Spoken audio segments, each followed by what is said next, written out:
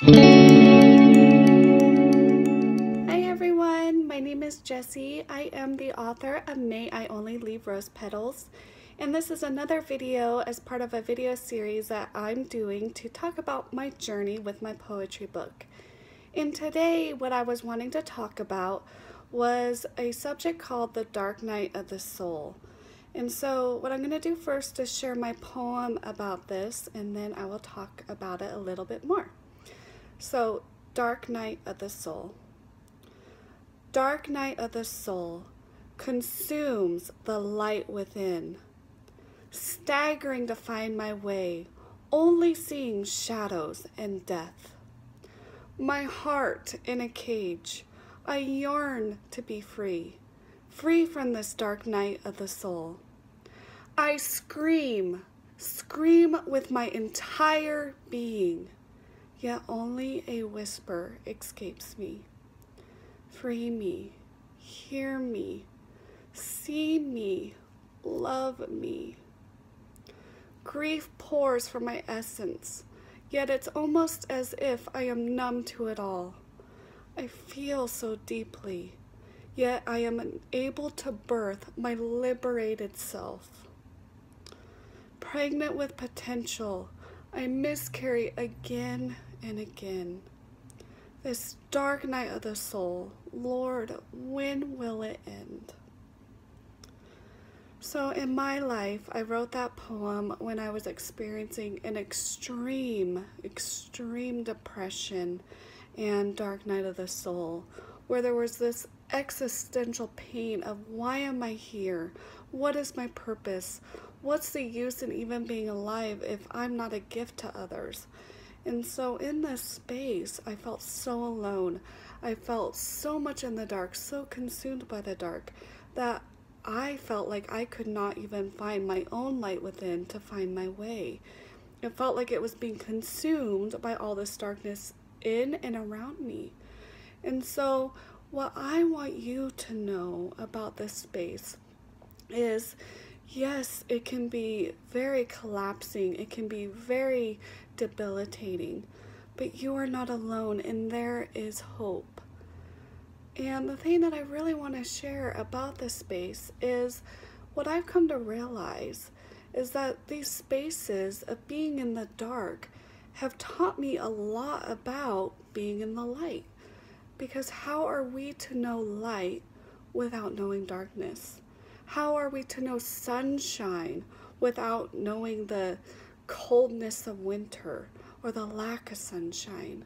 How are we to really appreciate and engage in life in this human experience when we may only know love and light and flowers and roses? How would that allow us to relate to people? So this experience of being human in human form gives us depth and wholeness when we experience these dark places. It's duality, and it's part of the growing process of our spiritual evolution. And so when you do experience being in the dark, what I have found to be most helpful is being in a love space. When I used to be in them, and actually I still am in them a lot, but when I used to get really deep down in them, what I would do is I would berate myself, I would condemn myself, I would criticize myself, I would beat myself up like, why again are you in this space? How stupid are you for going into this space again? And what happened is it led me further down into suicidal thoughts and self-sabotage, and it just made it worse. So when you're in that space, embrace, embrace, embrace. Love, love, love. Love and accept yourself for being in that space and the world, because sometimes it's a situation that brings us to that space, and it's something that we feel we cannot accept about the world. So just embrace and accept all the undesirable traits that you feel you have in yourself and in the world. And that will help transmute to be able to lift you out of that in a more natural way, instead of getting stuck in that by the criticism and the destructive thoughts.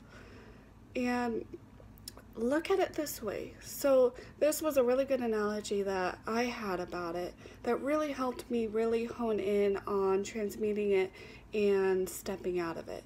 So imagine that the dark night of the soul, or depression, or whatever the experience is that feels so dark, imagine it's a hailstorm and it's just battering you, and it feels cold, and it feels like you're alone, and it feels like you just are so alone and cold and shivering, and like there's no way out, like cold to the bone, cold to the soul.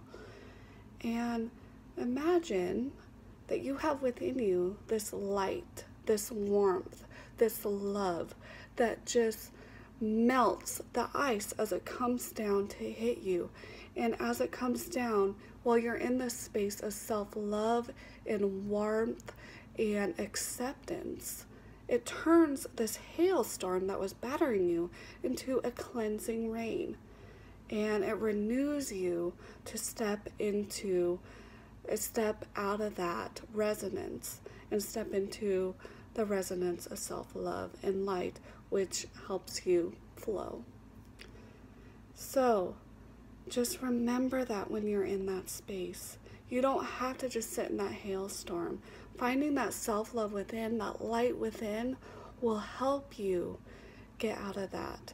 And if you can't find that light within, heck, call somebody, ask somebody to help you, because you have that light within you, just as we all do. You are not alone, and you are love, and you are light, and you are powerful. And sometimes we just need reminded of that, so call somebody. And what I want to leave you with is a quote by Rumi, which is, "Be patient while you sit in the dark. The dawn is coming." So guys, I hope you enjoyed my video today, and thank you so much for supporting me and my poetry book on this journey we call life. Thank you so much, and God bless.